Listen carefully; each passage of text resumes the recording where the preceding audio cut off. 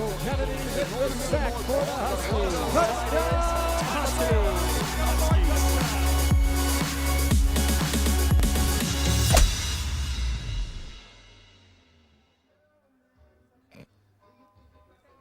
Husky fans, welcome to the Huskies from Home Pregame Show, coming to you live from Huskie Stadium. I'm Anthony Sperando, and we are ready for action once again right here at Huskie Stadium. First of all, we want to wish all the veterans out there a very happy Veterans Day and thank them for their service that they have done for this country and thank them for their continued support to the United States of America. We appreciate you all. We're thinking of you all during this football game today. We have a great show for you today. We have interviews with current assistant football coach Nick McKissock-Luke. We have an interview with Greg DeLuca, who is a Husky senior on this year's team. He is a veteran himself, served in the U.S. Navy, and was a Navy SEAL. So Joe Summons from our athletic communications staff will be bringing you that interview. Very special one. You'll be sure to want to stay here and tune in for that. Also, we have an interview with former Husky Bill Wise, who was a member of the 1998 losing streak breaker team, and that team broke a great streak of 23 games right here at Huskie Stadium against these Central Michigan Chippewas.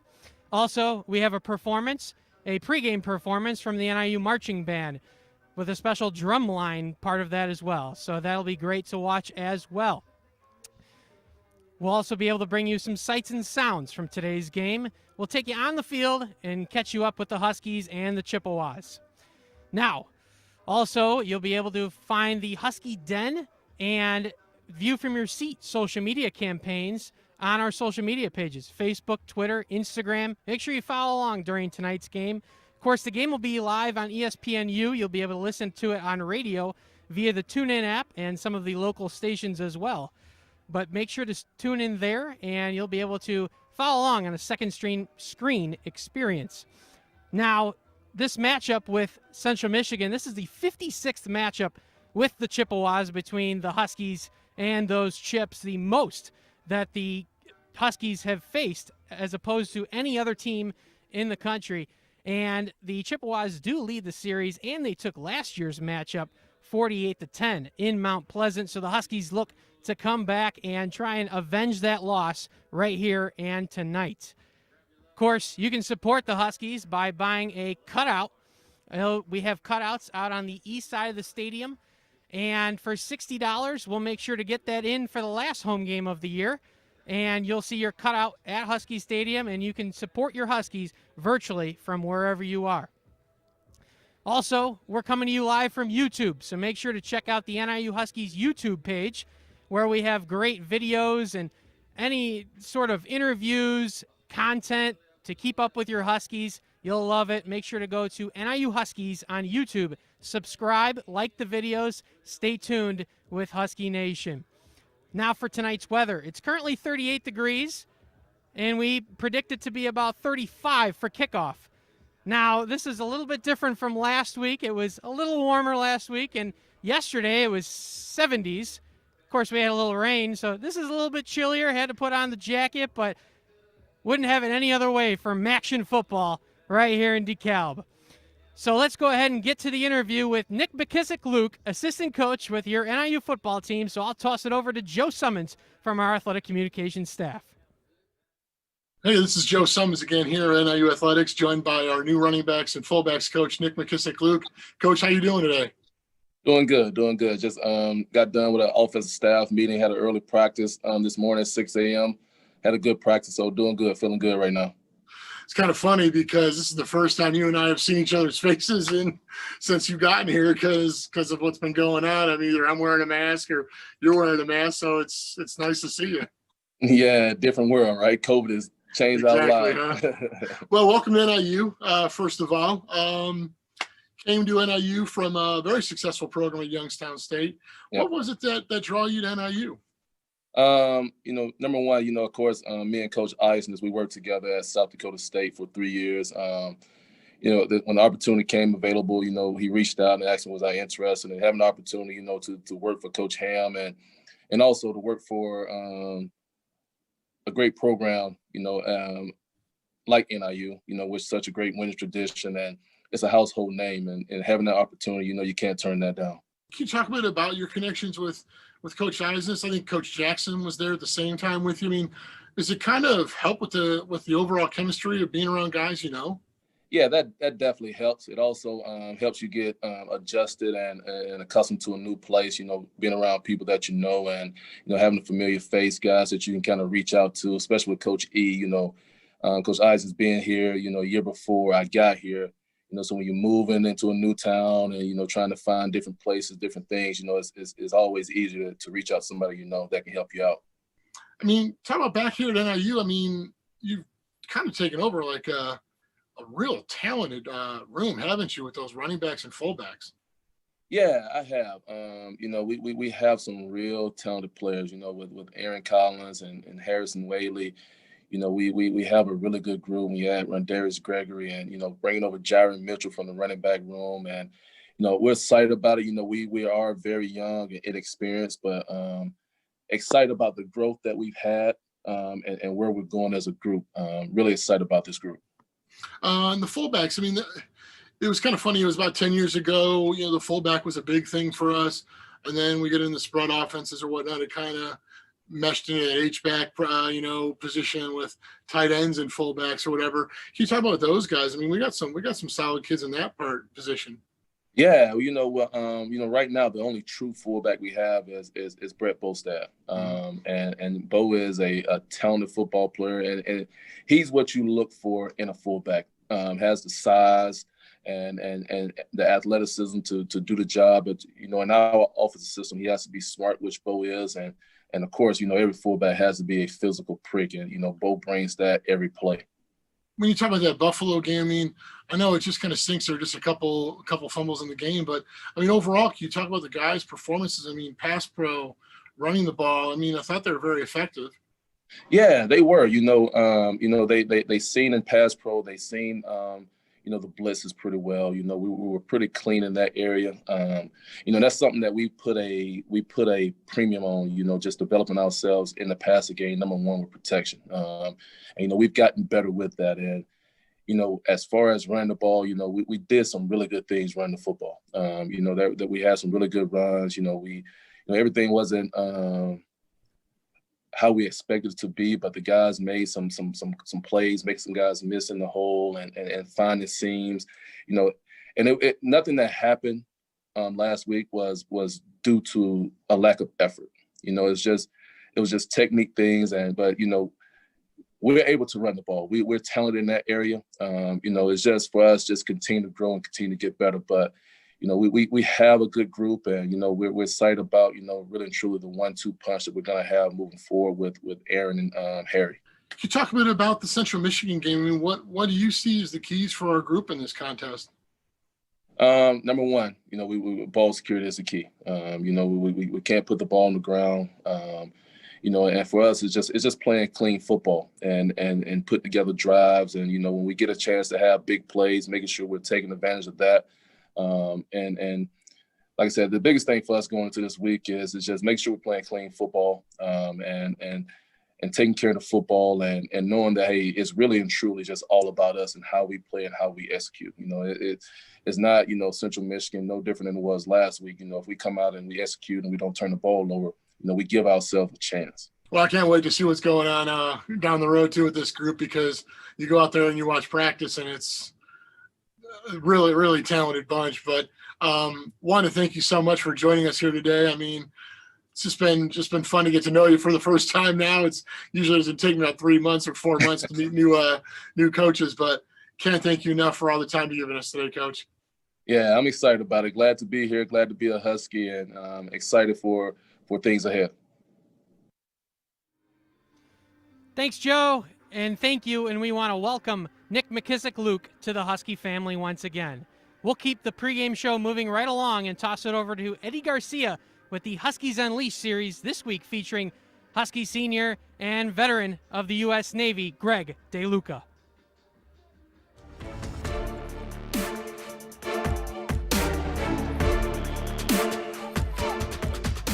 I'm here with senior running back and U.S. Navy veteran Greg DeLuca. Greg, thank you for joining us on our pregame show. Thanks a lot, Eddie. Appreciate you having me on. So, Greg, you've had an incredible path up until this point. So much to talk about here. You served 6 years in the U.S. Navy. You got married, and you even welcomed a newborn son to the world. Talk to me a little bit about your journey up until now at NIU. Oof.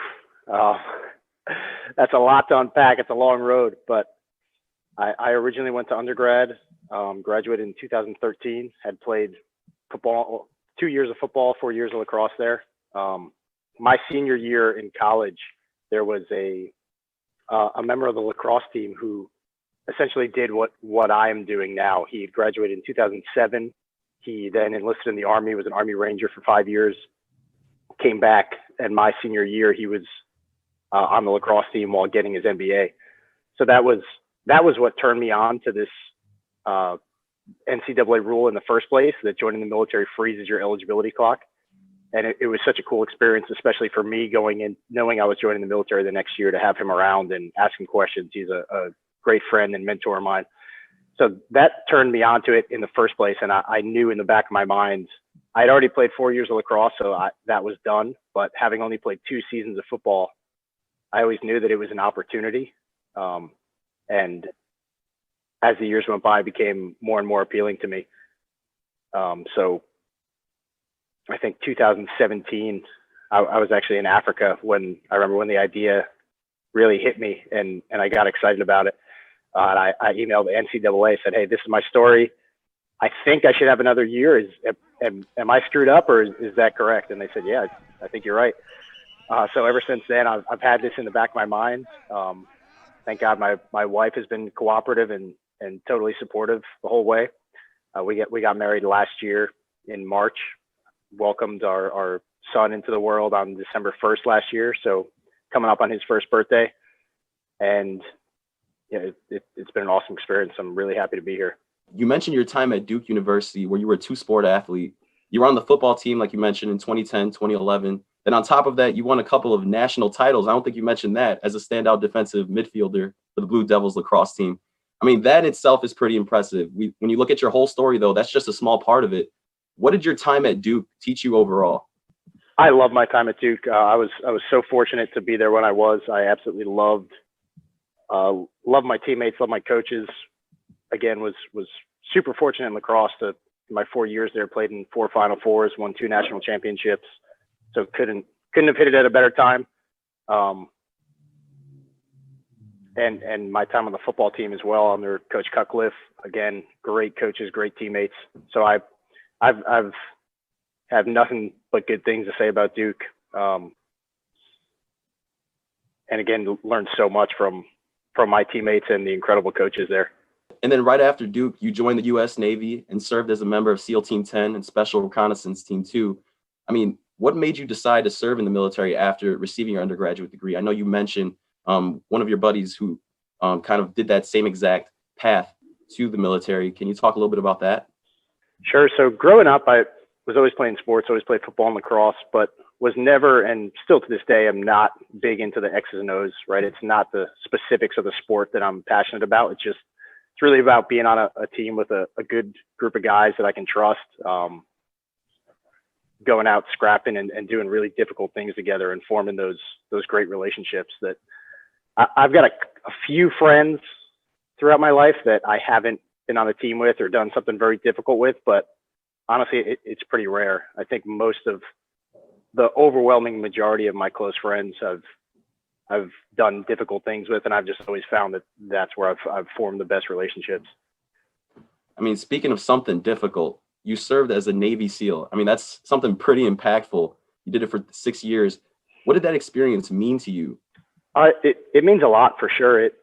It taught me so much, and it's an experience I'm so grateful for, and I look back on extremely positively. But there are a lot of, like most times in life when you're learning something important, it's not always smooth sailing. You usually don't learn things by having fun. You learn things after you get hit over the head with something and you say, oh, I better rethink what I'm doing here. So being in the Navy, deployments, training, just put you in so many situations and experiences where you're either doing things that you're afraid of or putting you in zones where you're not comfortable. And again, in the moment, nobody wants to be uncomfortable, right? Nobody wants to be afraid of things, but developing that mindset to continually confront those things that you're afraid of is one of the most important lessons that I took away and really changed who I am as a person. Definitely. And fast forward now to 2020, you're now pursuing your master's degree in sports psychology at NIU. But not only that, 9 years after the last time you stepped onto a football field, you are back in a Huskies uniform. What made you decide to suit up for one final year? You said in 2017 you kind of had the idea and you reached out to the NCAA. What ended up making you, commit to it fully? Just something I was passionate about. I mean, like I said, I've always formed the greatest relationships on teams like this, on high performing teams, doing difficult things. Where I was going in the Navy, this was just more exciting than kind of the next milestone in my career there. So, when I would wake up in the morning, I was more excited about the idea of coming back to play football than I was about my next job. Is really what it came down to. Once that seed planted, I couldn't shake it. I thought about it for a long time. I had a lot of time to mull it over, but never went anywhere. Kept growing stronger, and again, my wife was fully on board with it. So here I am. Definitely. And now you're a Husky, so that's awesome. We're happy to see you. But last question here, Greg. So now with your military experience, being a husband, as you just mentioned, and a father, you definitely have a different mindset coming into this role with this young Husky squad. So talk to me a little bit about your experience and what it's been like in the locker room, being the older guy and being a little bit of a leader. Yeah, it's been a great experience for me. That's probably the part that I've enjoyed the most. I think if I were on this team as 20-year-old me, would definitely not have the relationships that I have now. I've always been a relatively shy person, I would say. And really, earlier when I was discussing doing things you're afraid of in the military, for me, I've been able to apply that to social situations almost more than anything, right? Where now I'll be able to go up to players that either just out of the blue, or if I see somebody's, having a rough practice, if you can tell when people are pissed off or unhappy about a situation, and I'll just ask them, meaningful questions, kind of cut through the BS that normal banter, especially on a football team. A lot of guys it's a pretty masculine environment. A lot of guys put walls up. So I think having the position that I'm in is pretty unique in that obviously I'm older than the rest of the guys, but I'm not a coach, right? I'm still in the locker room. I'm still going through all the same things that they're going through. So I think it puts me in a unique position to reach out and to interact with guys that I've really enjoyed. Definitely. And Greg, I appreciate your time today. For those of you who do not know, Greg and I are actually classmates. We're going to be in class in a few hours from now. But so learning about your story, which I literally found out about last week, was like really impactful for me because meeting you in class, you never put off that persona that, you were above anybody else. So for me, learning about your story and just hearing about, your experience in the military and everything like that meant a lot to me. And I'm glad that others are going to be exposed to your story as well. So Greg, thank you for your service. I truly wish you the best of luck moving forward. Eddie, thank you so much. Appreciate you having me on. Huskies, welcome back, and thank you, Eddie, for that great Huskies Unleashed segment with Greg LaDuca, the Huskies senior on this year's football team. We wish Greg and the Huskies the best of luck tonight, and we thank Greg once again for his service to our country and to all of us. Now we're going to take a look back to 1998, where a 23-game streak came to an end right here at Huskie Stadium when the Huskies defeated the Central Michigan Chippewas right here. So let's take a look back at that game.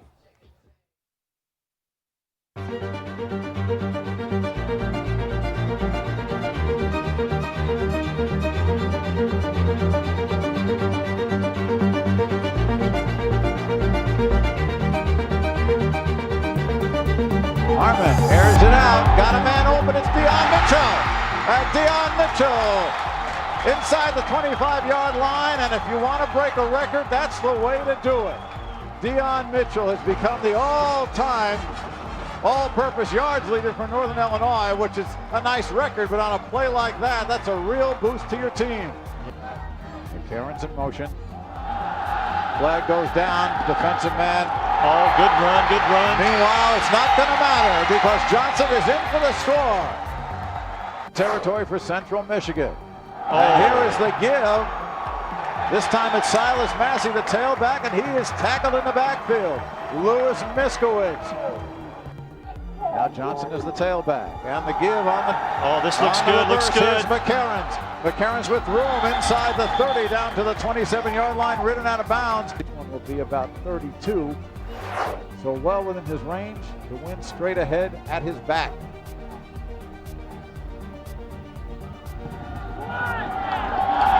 It's up. It's good. 2 minutes, 2 seconds left to go here in the first half from the 10-yard line. Pete Shepard, the quarterback.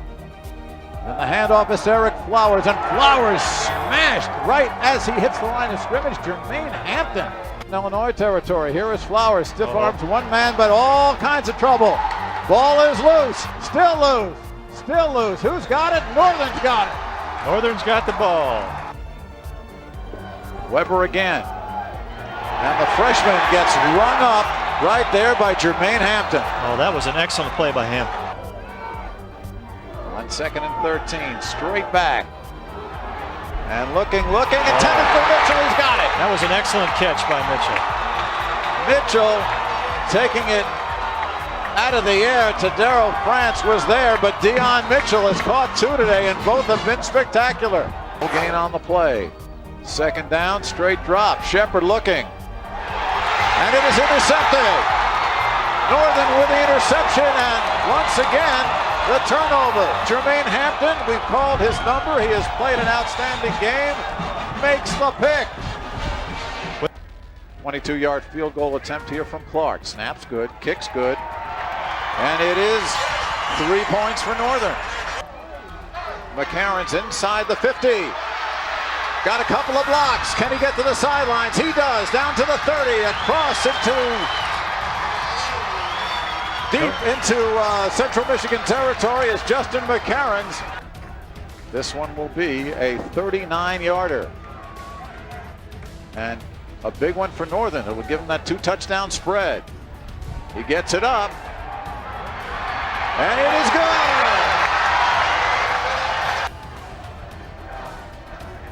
Rain keeps up. And around the legs of Shepard. Benji Peacock. All right, corner blitz once again. Little Benji. Northern has to take one more snap, and that'll do it.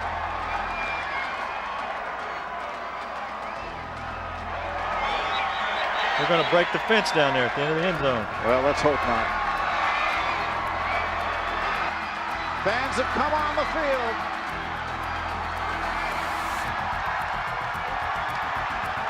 What a win for the Huskies. More importantly, this is a big win for Coach Joe Novak. I'm sure somebody's got a stopwatch on the goalpost, and both the north and south ones are going down. One for the first time in 24 ball games. The longest losing streak is over. Let's go down to Dave Wills with Coach Joe Novak. It's corny, but you know, these kids have just kept coming. They stayed right with it, they stayed the course, and I'm really happy for them.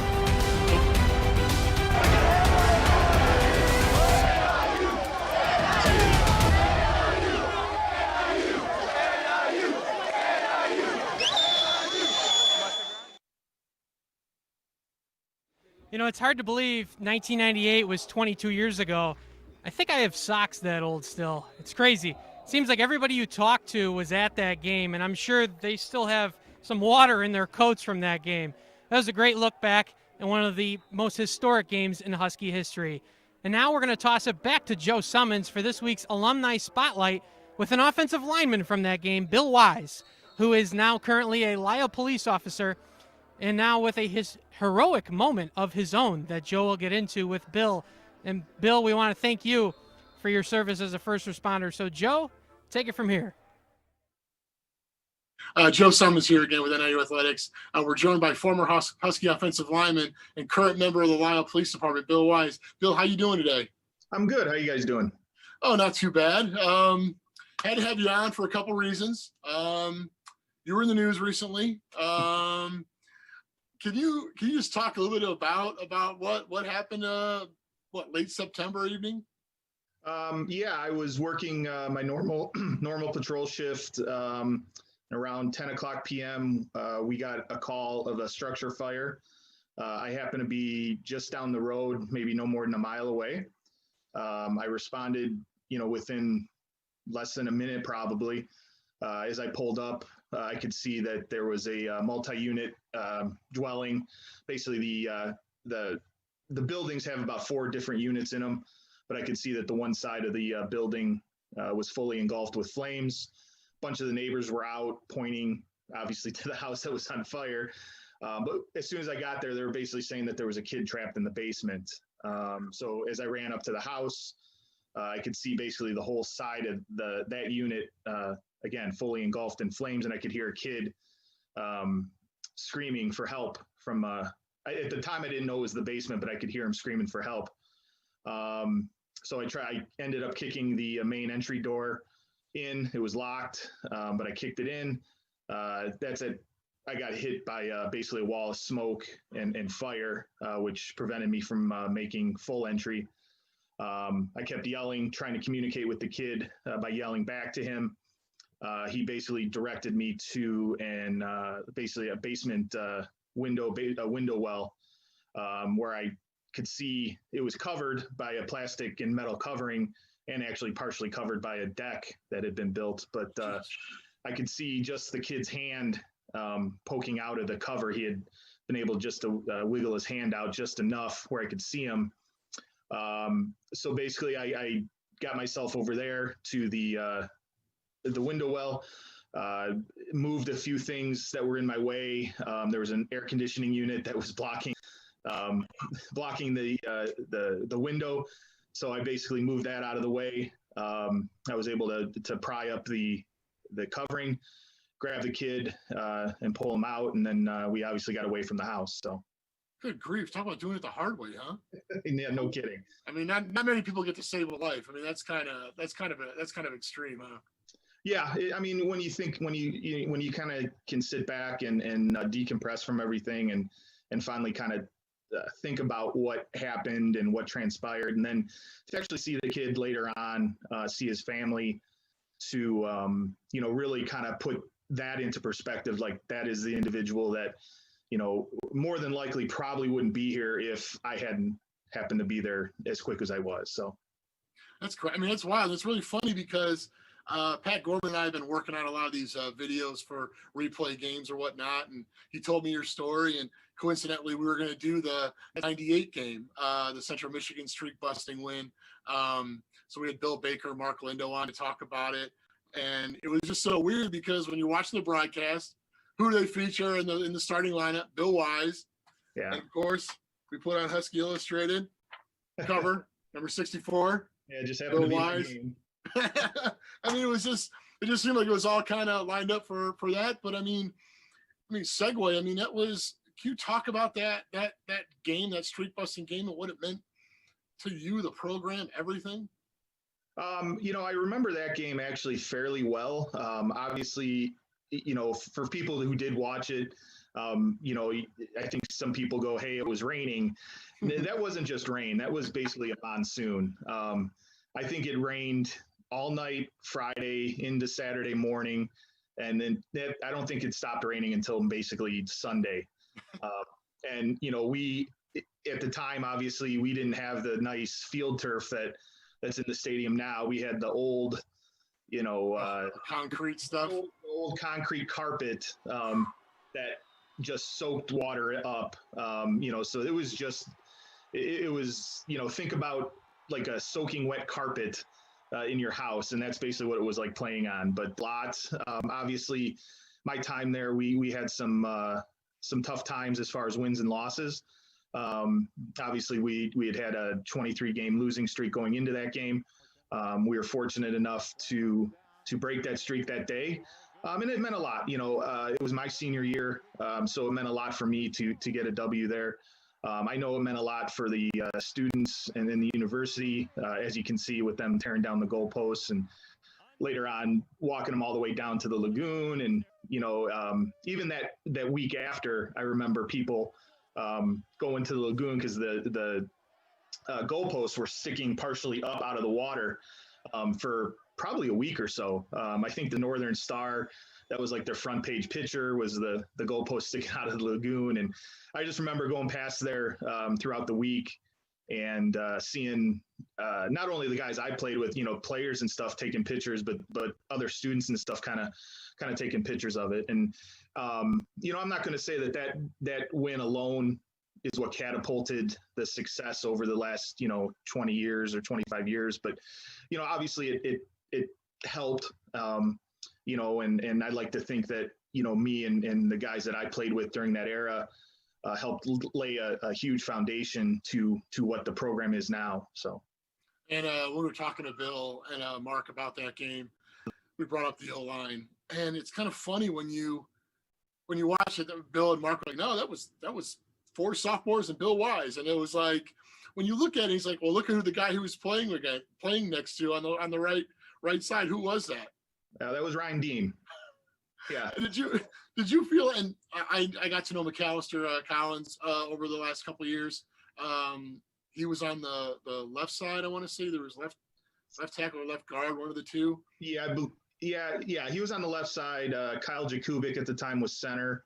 I believe McAllister might have been the tackle, and then I don't know if it was John Pedersen was the left guard, if not, but I forget exactly who was over there. But well, what kind of responsibility did you take on yourself to kind of bring those guys along? I guess I kind of I tried to take a somewhat of a leadership role with those guys. I know I did what I as much as I could at the time. Obviously Deem had a ton of just natural raw talent and raw strength, where, he just played football, and obviously he went on to have a great NFL career and win a Super Bowl. And, I still keep in touch with him here and there, but, I did what I at the time, what I thought I needed to do. So that was, kind of in the off season, trying to hold as good a workouts as we could at the time and things like that. But, I think I learned as much from those guys, even being a senior, a fifth-year senior, playing with those guys. I learned a lot my senior year from those guys, hopefully as much as they learned from me. So. And you kind of, I talked a little bit a couple of days ago about, where you were in your career when Coach Novak came along. And you're fairly young. I mean, redshirt sophomore, I think we talked about. But what was it like to be? I mean, you're part of the ground floor that got the program back going. Yeah, it was. It was tough. It was a tough transition. I'm not going to lie. With the coaching staff prior to Coach Novak. There were some, I'm just going to say there were some issues that had come up. And at the time I was a young player. I'd never played college football before. And, I really didn't know any better at the time. But when Coach Novak came in, it was a tough transition. He had definitely his hands full because he had to deal with some people that didn't want to buy into what he was trying to do, and just things as simple as going to class, keeping your grades up, things like that. So that first year, that first spring ball, I remember, a lot of guys either leaving or essentially being kicked off the team just because of Coach Novak trying to instill his way. And he did, and he stuck to his guns, and he held his course. And obviously we see the success that NIU ended up having under him and has had since. But yeah, it was a little bit of a rough transition, and obviously we went through that losing streak, in his first couple of years. But I wouldn't turn in for anything. I don't regret anything. I don't regret being there. And I'm actually looking back at it now, 20 plus years ago, which is crazy to think about. But, I think it obviously made me a better person overall. So. And when obviously you've stayed in touch with the program. I mean, season ticket holder. You talk to me like you go to a lot of the road games. You try and make all the road games? I try to. You know, I've been fortunate enough to, you know, have a pretty good career, and I have an RV that obviously I use in the summer for camping and stuff. But what I do, the RV is pretty much a tailgating machine for the most part. So I'm at every home game, you know, wherever they decide to park us. But I'm on the west side now with the RV. So I love going to every home game and making it a full, you know, day event. And I do try to go to most of the away games. Obviously with being in the MAC, it's a little bit easier as far as, you know, 4 or 5 hour trips. Yeah. So I try to make weekends of it. You know, I don't get everywhere, but I do try to make most of them. Are you one of those Husky fans that once they see the schedule come out, like you're starting to plot your fall?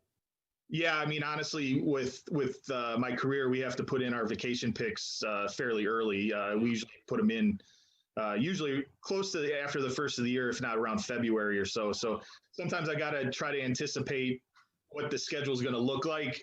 For the exception of that first month, that's usually pretty set. But I got to. So yeah, I pretty much pick my vacation time around football at this point. So, what does it mean to you to still support the program after all these years?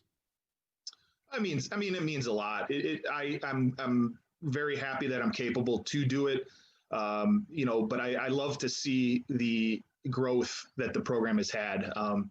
You know, I think a lot of, you know, younger fans and the more recent players, they only know the facilities that they have. They know that the Cheswick Center's there. They know that the East Side, you know, stands are there, and that's all they know. And that's no fault to their own. It's just, that's what they came into. And, you know, and I'm glad that the university and the program has been able to build those things. You know, obviously when I was there, if you look back at the video from the game and stuff, you know, that end zone facility wasn't even a thought at that time. It was, you know, wood bleachers. There was a dilapidated track behind there. So, you know, the east side stands got built when I was there. So, you know, coming in to see the facilities at that time, to see where they are now, and to be able to be a small part of helping those means a lot to me. You know, Northern has granted me an education. It's granted me a career. And, you know, it grants me entertainment every fall with the football. Sometimes it's frustrating, but I still love it. And, you know, and that's why I like to give back. And that's why it means so much to me. And that's why I have so much pride in being from NIU and playing for the Huskies. Well, I got to tell you right now, I can't thank you enough for everything you've done for NIU and everything you do for our community, being a police officer. And I want to thank you so much for joining us here today. Well, I'm glad to do it. I'm glad you guys called me, and you know, I look forward to the rest of the season. Thanks, Joe, and thank you again to Bill Wise, this week's Alumni Spotlight. We want to give a special shout out to all of our first responders, frontline workers, and healthcare workers who are doing their best during this COVID crisis. We appreciate you all very much. Speaking of Wise, let's toss it over to our play-by-play broadcaster, Bill Baker, and color analyst Mark Lindo for the X's and O's for today's Maction game.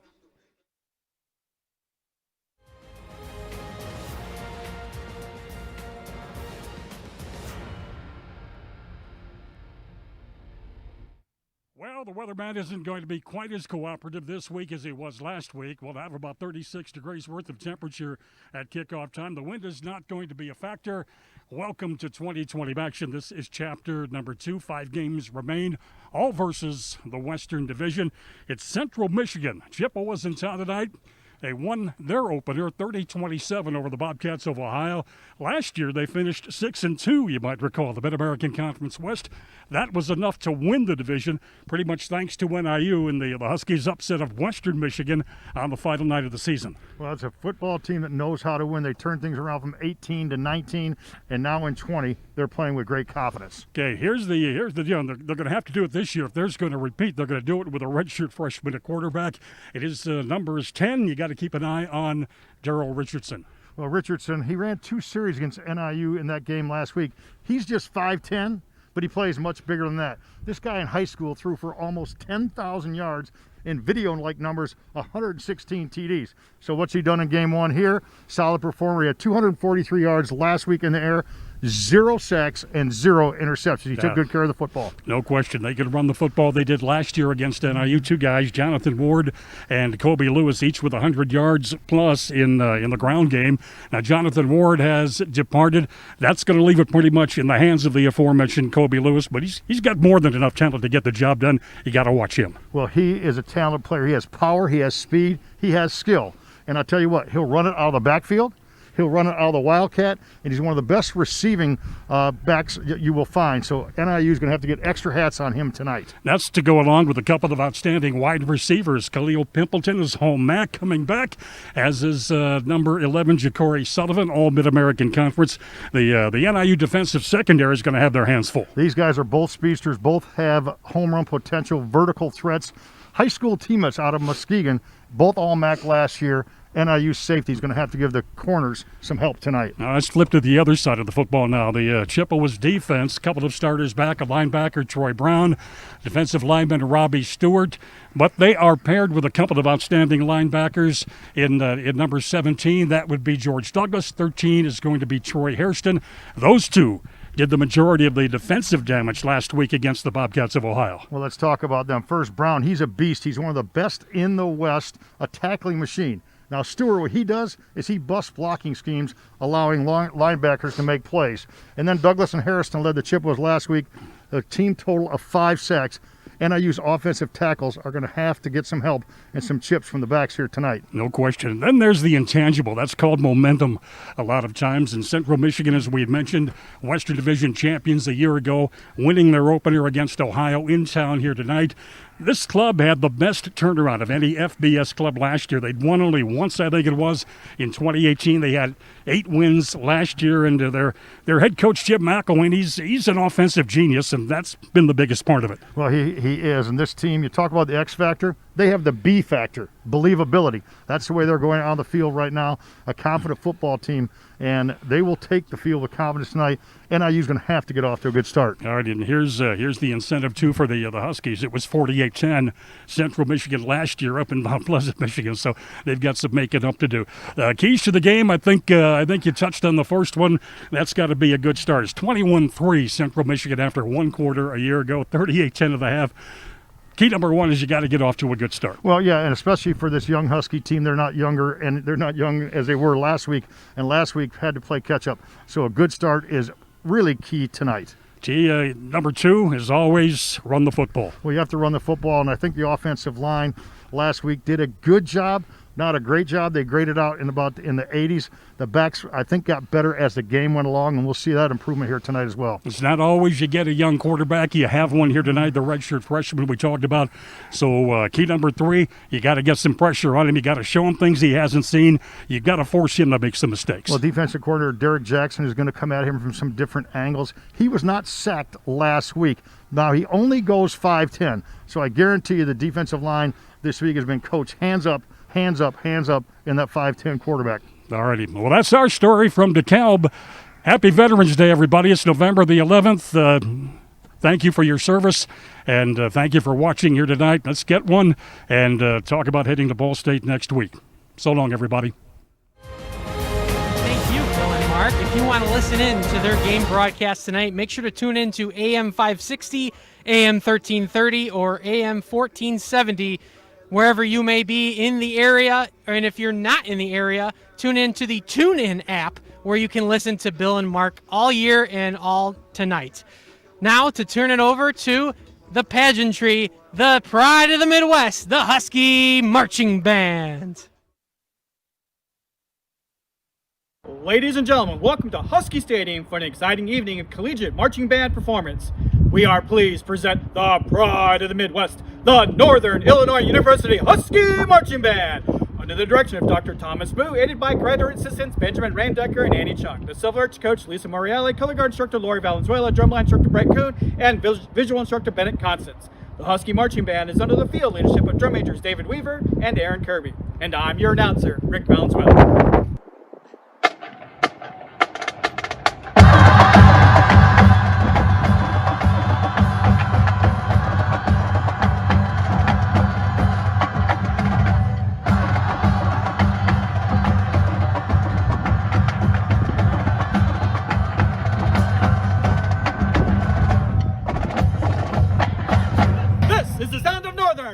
the NIU Fanfare.